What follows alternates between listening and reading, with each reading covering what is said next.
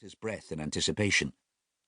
Nothing happened for many seconds, but then the rows of candles before him began whipping uncontrollably as a sudden rush of divine wind poured through the priory, and Einion knew instinctively that his promise had been accepted by God.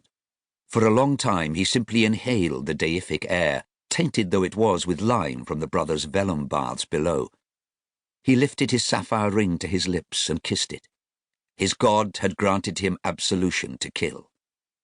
War and fear and glory would come to his country of Deheubarth. The invaders would die, that he promised God, because it was they, not he, who had caused Rhys's demise. But as quickly as the feeling of rapture overtook him, it disappeared. To his rear he heard the faint scrape of steel links on cold, dusty stone, and his warrior's instinct swept aside his reverie. Einion had heard the sound before, and he had learnt to fear it. The crunch of chain-mailed feet on cobbled stone. A Norman had entered the priory, and that could mean only one thing: his life was in desperate danger. Einion didn't move, but inhaled long through his nose and slipped his dagger silently from his belt. Obviously, it had not been God's grace, but the draught of the priory door opening so that the Norman assassin could slip inside. He momentarily wondered why his 4 warriors had not alerted him to the presence of his enemy, before realizing that his friends were almost certainly dead at the hands of the godless barbarians from the south. Undoubtedly, he was now on his own. But to escape, Einion first had to deal with the assassin, the immediate threat to his life. He concentrated on identifying where the newcomer was behind him, his eyes rolling in his head as he listened intently. He didn't move, save to continue the pretense of praying, mumbling a soft verse in his native tongue.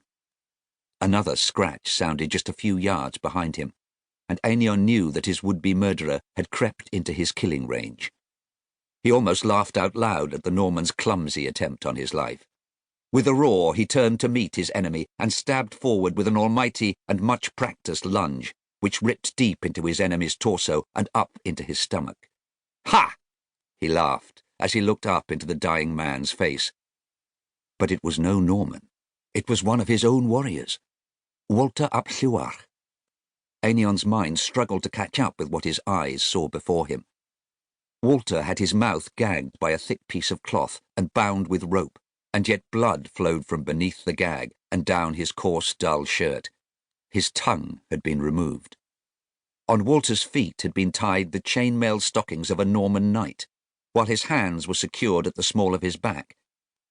He may not have been able to speak, but Walter's eyes screamed in pain and begged his warlord to help him. Einion ripped the dagger from his warrior's belly. Warm blood trickled down the blade and onto his hand. "What?" was all Einion could manage as Walter dropped to his knees, tumbling down the steps into the nave. "What the devil?" Einion whispered into the smoky, echoing darkness of the priory. Everything was silent, except for his own shuffling feet and Walter's heavy, agonized breathing below him.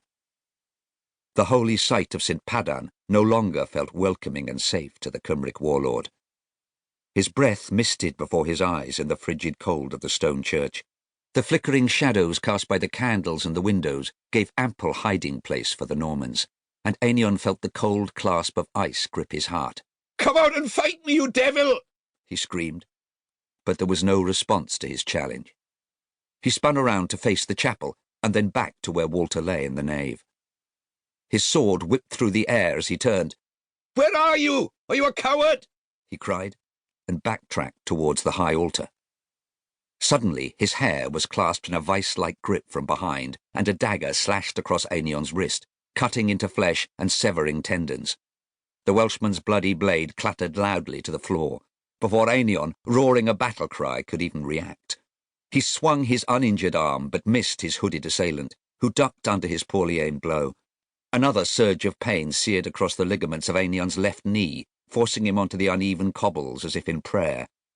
He grabbed at his sword on the floor, but a bare foot slid it away before he got close.